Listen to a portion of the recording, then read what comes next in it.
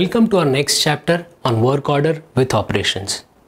In the previous chapter, we learned about work order.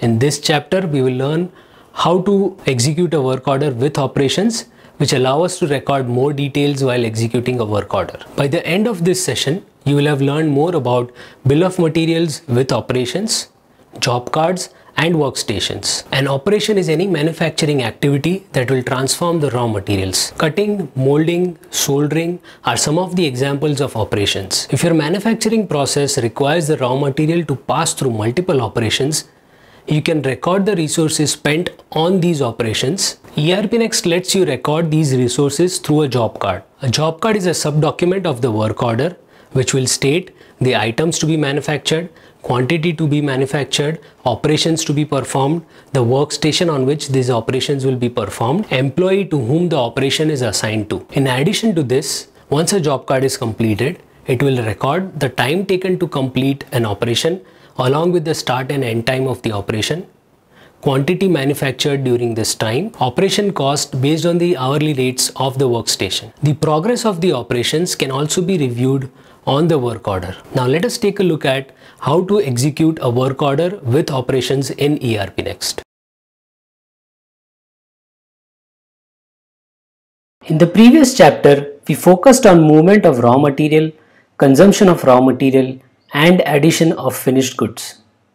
In this chapter, we will focus on people who are involved in the manufacturing process and the activities they perform to transform the raw materials into finished goods. Let us consider an example of a t-shirt and let's see how to manage its manufacturing on ERP Next. We will create an item called t-shirt, which will be the finished product that will be manufactured, fabric, which is the raw material that is used in manufacturing, and scrap fabric, which is the scrap that is created at the end of the manufacturing process. Let us add a BOM for the t-shirt. Let us assume that in order to manufacture one t-shirt, we need 2 meters of fabric. We can add that in the items table.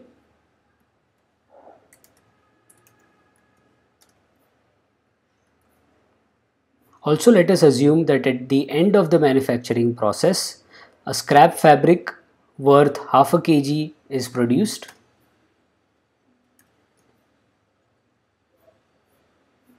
Let us add operations to the bill of material. Select the with operations flag. You can add operations directly to the operations table or through the routing field.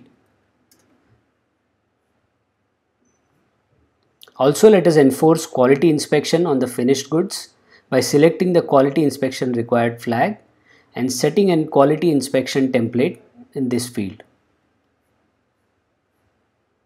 Once you do that, save the bill of material. As soon as you save and submit the bill of material, the system will calculate the operating cost, the raw material cost, and the scrap material cost, and therefore the total cost. This is a good indication of the per unit cost of manufacturing a particular product. Operating cost is calculated based on the operation time and the hourly rate defined on the workstation. Once a BOM is created, then you can create a work order directly from the BOM or through production planning. The work order is created and planned by the production manager or production engineer. Let's click on create, click on work order. Let us assume we want to manufacture 100 t-shirts. Click on create. Verify the work order, enter the source warehouse. Save the work order. You can also change the workstations on the work order if you want, and then submit the work order. Once a work order is submitted, job cards for the operations are created automatically. The production manager or the production engineer can then click on start button, click on create. This will create a stock entry of type material transfer for manufacture. The production manager or production engineer can verify the stock entry, save the stock entry, and then assign the stock entry to the warehouse user to issue raw materials. The warehouse user will then navigate to the stock entry either through notification or through normal list view. Verify the details of the stock entry, check which material needs to be issued, get that material and then give it to the shop floor operator or the job operator, and then submit the stock entry. When the stock entry is submitted, raw materials are transferred from store warehouse to target warehouse, which is work in progress warehouse.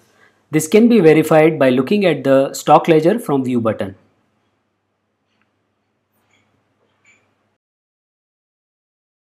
Once the raw material is issued, the job operators can now begin working on the job cards. In order to navigate to the job cards, from home, click on manufacturing, click on job card under production. Then select the relevant job card and click on start job button to start the job. Record the employee who is working on the job, click on submit. As soon as you click on submit, the timer will begin and the from time will be recorded in the time logs table. Once the job is completed, click on the complete job button. Record the completed quantity and click on submit. Then submit the job card. And then complete the other job cards in the same fashion. Once all the job cards are completed, you can navigate back to the work order and record completion of the work order. On the work order dashboard, you can also see the progress of the operations. Let us click on the finish button. Select the quantity that has been manufactured. Click on create. This will create a stock entry of type manufacture. Click on save. Now, since we have enforced quality inspection, it will ask for quality inspection. Then click on the create button on stock entry and create quality inspection.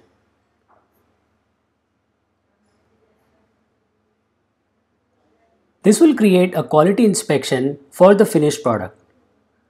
You can assign this quality inspection to the QC department or the quality department and get the quality inspection done. Let us complete the quality inspection. Select the quality inspection template. Enter the parameters or the readings of the test.